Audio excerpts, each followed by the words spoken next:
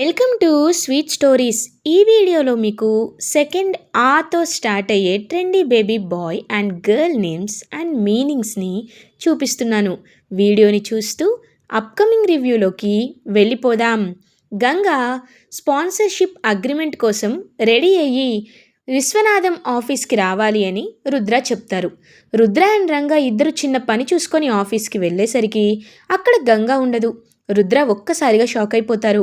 మావయ్య, గంగ ఇంకా ఇక్కడికి రాలేదా అని అడుగుతారు. లేదు రుద్ర, గంగ మీతో కలిసి వస్తుందేమోనని నేను అనుకున్నాను. ఇంకా గంగ మన ఆఫీస్కి రాలేదు అని అంటారు విశ్వనాథం. అయితే నేను ఒకసారి గంగకి కాల్ చేస్తాను మావయ్య అని రుద్ర పక్కకి వచ్చి గంగకి కాల్ చేస్తారు. కరెక్ట్గా అప్పుడే వీరు గంగ ఫోన్ తీసుకొని సైలెంట్లో పెట్టేయడంతో ఇషికా వాళ్ళ ప్లాన్ అనేది సక్సెస్ అయ్యి నిజంగా మత్తు మందు కలిపిన ట్యాబ్లెట్స్ పాలని తాగేయడంతో పాపం గంగ చాలా డీప్గా నిద్రపోతూ ఉంటుంది. శకుంతల కూడా అదంతా చూస్తూ నవ్వుకుంటూ ఉంటుంది. కరెక్ట్గా రుద్ర ఏమో గంగ ఫోన్ లిఫ్ట్ చేయటం లేదని చెప్పి ప్రమీలకి కాల్ చేస్తాడు. హలో ప్రమీల, నేను నీతో ఒక విషయం మాట్లాడాలి. గంగ అని అనేలోపు అప్పుడే దూరం నుండి శకుంతల చూస్తుంది. ప్రమీల అని పిలుస్తుంది. ఒక్క నిమిషం బావగారు, అత్తయ్య గారు అని అంటుంది ప్రమీల. నేను నా రూమ్లో నగలన్నిటినీ కాస్త మెస్సీగా చేసేసాను, కాస్త వెళ్ళి సర్దిరామ్మా, రుద్రతో నేను మాట్లాడతాను అని ప్రమీల చేతిలో ఉన్న ఫోన్ అయితే శకుంతల తీసుకుంటుంది. హలో రుద్ర అని అంటుంది శకుంతల. పెద్దమ్మ మీతో కొంచెం మాట్లాడాలి, ఒకసారి గంగ ఉంటే గంగకి ఫోన్ ఇస్తారా అని అడుగుతారు రుద్ర. వెంటనే ఇంకా చాలా పొగరుగా శకుంతల ఫోన్లో మాట్లాడుతూనే గంగ రూమ్కి వెళ్తుంది. వెళ్ళి చూసేసరికి గంగ డీప్గా నిద్రపోతూ ఉంటుంది. ఇంకా అలా పొగరుగా నవ్వుతూ, గంగ ఇక్కడ ఫోన్ మాట్లాడే పరిస్థితిలో కూడా గంగ లేదు రుద్ర, గంగ నిద్రపోతుంది అని చెప్తుంది శకుంతల. ఒక్కసారిగా రుద్ర షాక్ అయిపోతారు. ఏంటి పెద్దమ్మ, ఏం మాట్లాడుతున్నారు మీరు? గంగ గంగ నిద్రపోవడం ఏంటి పెద్దమ్మ అని అంటారు. అవును రుద్ర, నిజంగా నిద్రపోతుంది అని అనేసరికి ఇంకా వెంటనే అలా గంగ నిద్రపోతుందని తెలిసి రుద్ర బయలుదేరిపోతుంటే స్పాన్సర్స్ ఆ మాటని వినేస్తారు. వినేసి వాట్ ఈస్ దిస్, అసలు ఆ అమ్మాయికి నిజంగా డెడికేషన్ లాయల్టీ ఉందా?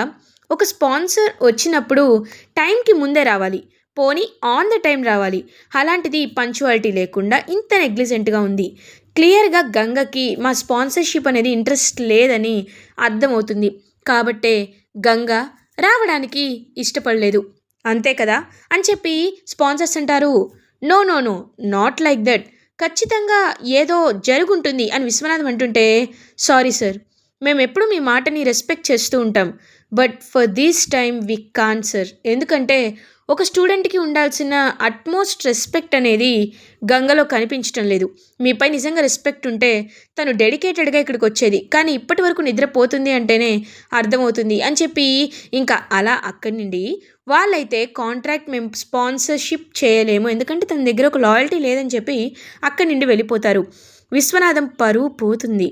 రుద్ర మావయ్య అనేలోపు, Rudra I have to say something for you. నిజంగా గంగకి బాక్సింగ్ నేర్చుకోవాలనే ఇంట్రెస్ట్ ఉందా, లేకపోతే నువ్వు ఫోర్స్ చేసి పంపిస్తున్నావా అని అడుగుతారు. మావయ్య మీరు తప్పుగా అర్థం చేసుకుంటున్నారు. Ganga please Rudra, let me talk, just listen to my words. నిజంగా గంగకి ఇంట్రెస్ట్ ఉంటే ఇలా నా పరువు తీయదు. ఇదేనా గంగ నాకు ఇచ్చే గౌరవం? ఇదేనా గంగకి ఒక గురువుపై ఉండే అభిమానం? గంగ వల్ల నేను ఇవాళ ఎప్పుడు తలదించుకొని నేను స్పాన్సర్స్ ముందు తలదించుకోవాల్సి వచ్చింది. దీనికి కారణం గంగే కదా అని అనేసరికి ఇంకా చాలా అంటే చాలా కోపం వస్తుంది రుద్రాకి. ఎందుకంటే నిజం తెలియదు కాబట్టి ఇంత ఎందుకు ఇలా నిద్రపోతుంది, ఇంత lazy, how she can be అని చెప్పి చాలా కోపంగా పిడికిలు బిగించి ఇంటికైతే బయలుదేరుతాడనమాట రుద్ర. అప్పుడే కరెక్ట్గా శకుంతల చాలా ఫాస్ట్ అండ్ ఫ్యూరియస్గా రుద్ర ఇంటికి రావడం చూసి ఒక్కసారిగా హ్యాపీగా ఫీల్ అవుతుంది. ఇప్పుడు గంగ పరిస్థితి ఏంటో బాగా అర్థమవుతుంది అని అనుకుంటూ, గంగా అమ్మ గంగా అని చెప్పి కావాలనే గంగని నిద్రలేపడానికి ట్రై చేస్తుంది. ఇంకా అప్పుడే గంగ నిద్రలేస్తుంది. ఏంటమ్మగారు అప్పుడే నన్ను నిద్రలేపుతున్నారు అని అంటుంది గంగ. ఇంకా చాలా కోపం వస్తుంది గంగ వర్డ్స్కి అయితే రుద్రాకి.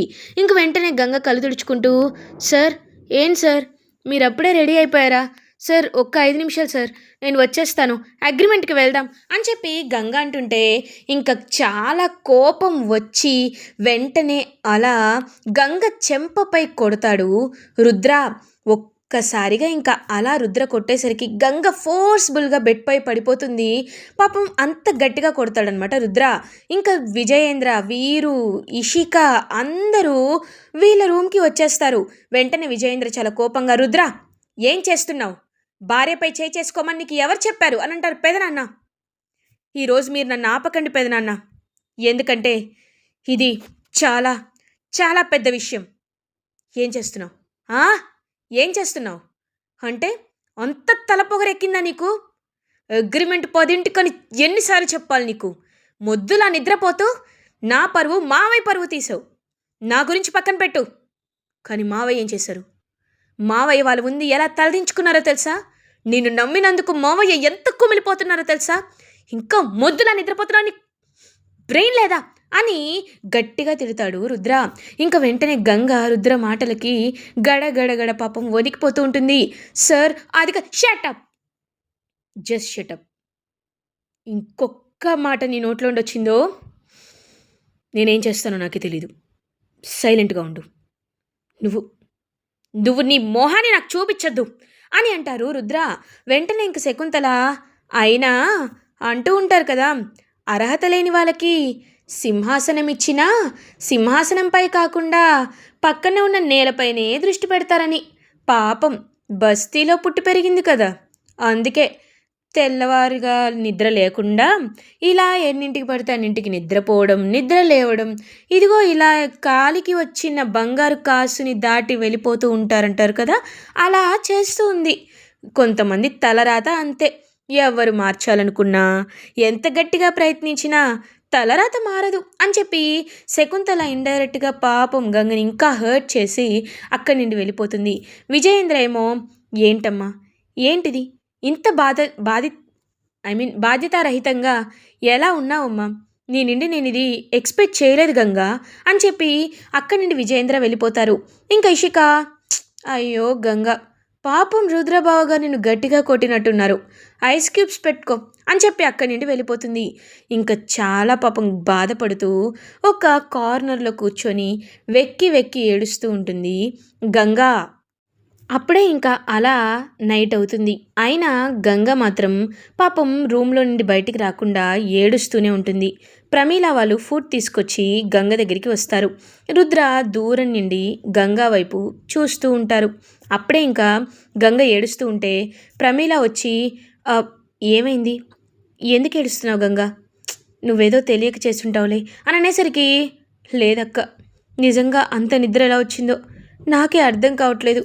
ఇదంతా ఎందుకు జరిగిందో కూడా నాకు తెలియట్లేదక్క" అని చెప్పి ఏడుస్తూ ఉంటుంది.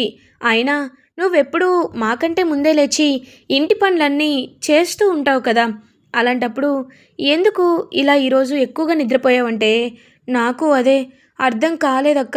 ఇంత మొద్దుగా నేను ఎందుకు నిద్రపోయానో నిజంగా నాకు తెలియట్లేదని చెప్పి గంగ ఆలోచిస్తూ ఉంటే కరెక్ట్గా అప్పుడే రుద్ర ఏమో ఇంకా అలా అటు ఇటు చూస్తూ ఉంటాడు. చూస్తూ ఉండేసరికి శకుంతల చెప్తుందనమాట రుద్రకి. ఏమని అంటే, "చూడు రుద్ర, నువ్వు తనపై ఎన్నో ఎక్స్పెక్టేషన్స్, ఆశలు పెట్టుకున్నావు. కానీ నీ ఆశలకి తగ్గట్టు అక్కడ ఖచ్చితంగా గంగ ఉండటం లేదు. ఇంకా తను నెత్తిన పెట్టుకొని నమ్మడం స్టార్ట్ చేస్తే ఖచ్చితంగా ఇంకా ఇంకా నిన్ను ముంచేస్తుంది. అందరి ముందు నీ పరువుని తీస్తూనే ఉంటుంది. కాబట్టి గుర్తుపెట్టుకో, గంగని ఈ ఇంటి నుండి పంపించేయి. అప్పుడు మాత్రమే నీకు నీ గౌరవం దక్కుతుంది, ఈ ఇంటికి ఉన్న గౌరవం కూడా దక్కుతుంది" అని చెప్పి స్ట్రాంగ్గా చెప్తుంది. ఇంకా రుద్ర ఏమీ మాట్లాడకుండా అక్కడి నుండి వెళ్ళిపోతూ ఒక్కసారిగా తన కళ్ళు అనేవి అలా లాన్ వైపు చూస్తాయి. చూసేసరికి అక్కడ ఒక చిన్న బాటిల్ కనబడుతుంది. వెంటనే రుద్ర వెళ్ళి ఆ బాటిల్ని తీసుకొని చూస్తాడు. Sleeping pills. How it can be in the lawn? Who throwed it? అసలు ఎవరు దాన్ని పడేశారు? ఏం జరిగింది అని చెప్పి ఇంకా స్లీపింగ్ పిల్స్ అసలు ఎవరు కొన్నారు అంటే గంగ నిద్రపోవడానికి కారణం ఇదేనా అని చెప్పి ఒక్కసారి గుర్తు చేసుకుంటాడనమాట రుద్ర.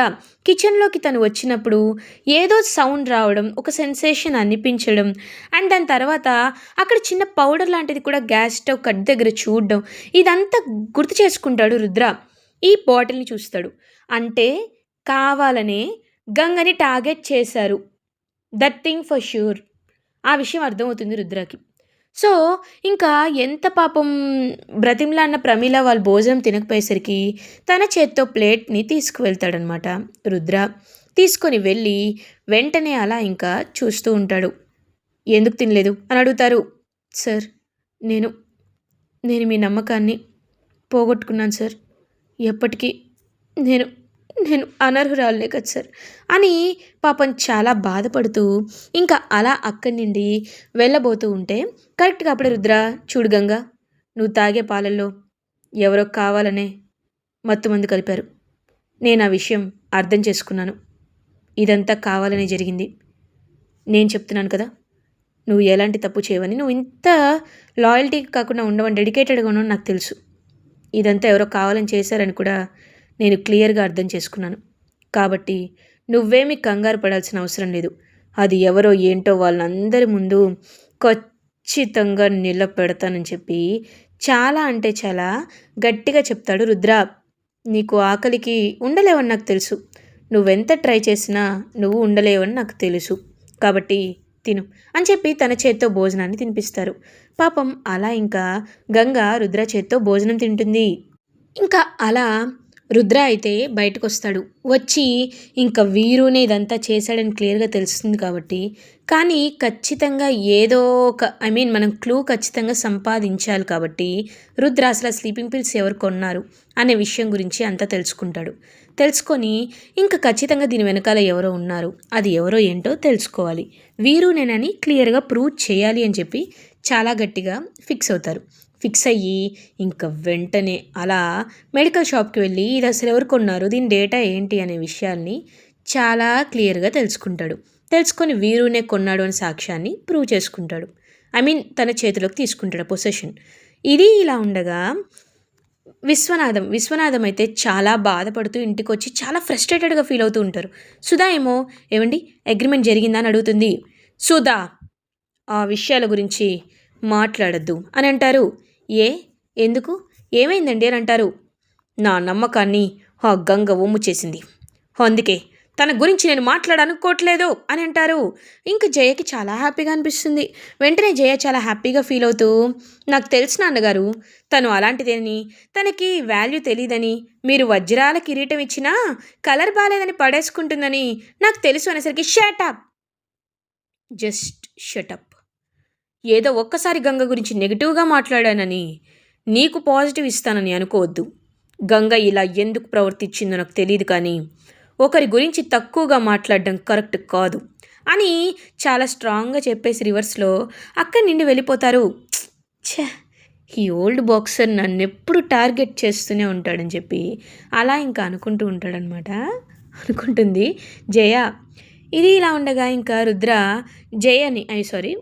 గంగని డైరెక్ట్‌గా విశ్వనాథం వాళ్ళ ఇంటికే తీసుకొస్తారు. తీసుకొచ్చి, "సార్, గంగ ఎలాంటి తప్పు చేయలేదు మావయ్య. ఇది నిజం. కానీ అక్కడ ఏదో జరిగింది. కావాలనే తనకిదంతా చేశారు. ఈ విషయాన్ని నేను మీకు పక్కా సాక్ష్యాలతో సహా నిరూపిస్తున్నానని" చెప్పి ఆ సాక్ష్యాల్ని విశ్వనాథంకి చూపిస్తారు. విశ్వనాథం ఒక్కసారిగా అలా షాక్‌లో ఉండిపోతారు. ఇంక వెంటనే అయితే వీరుపై కంప్లెయింట్ ఇవ్వాల్సింది అనేసరికి, "లేదు, ఎంతైనా ఇప్పుడు ప్రీతి డెలివరీకి దగ్గరలో ఉంది. ఇప్పుడు ప్రీతి విషయంలో ఇలా మనం చేశామంటే ప్రీతి బాధపడుతుంది మావయ్య గారు. అందుకే ఈ నిజాన్ని మీకు మాత్రమే చెప్పడానికి నేను అంగీకరించాను. ఈ విజయం ఎవరికీ తెలీదని" చెప్పి చాలా సీక్రెటేటివ్‌గా చెప్పేసి ఇంకా అలా ప్రూవ్ చేసేసరికి పాపం ఇంక రుద్ర వైపు, గంగ వైపు చూస్తూ, "చూడు గంగ, ఇంటి దొంగలనెవరు పట్టుకోలేరు అంటారు.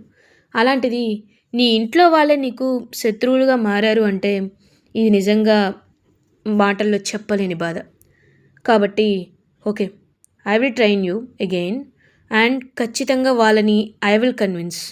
స్పాన్సర్స్‌కి అర్థమయ్యేలా నేను చెప్తాను. బట్ ఒక్కసారి నువ్వు బాక్సింగ్ కాంపిటీషన్‌లో విన్ అయితే automatically they will gain that confidence on you, then I can convince them.